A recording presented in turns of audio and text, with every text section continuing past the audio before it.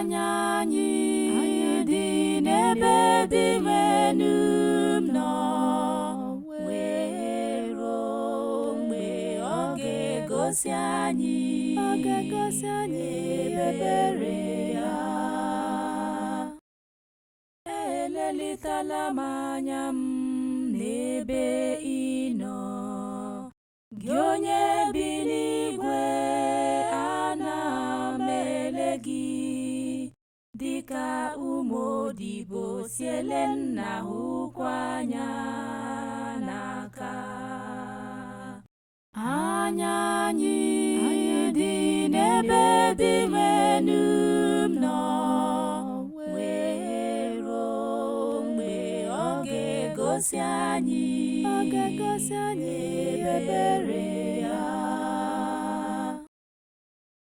Anyị na-elede menu Chineke anya n'aka, otu odibo si ele nne ya ukwu anya n'aka, wee ruo mgbe o gosiri anyị ebere ya.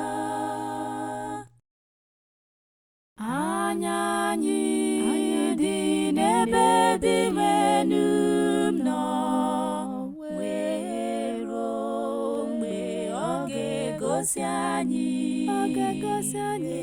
ebere ya.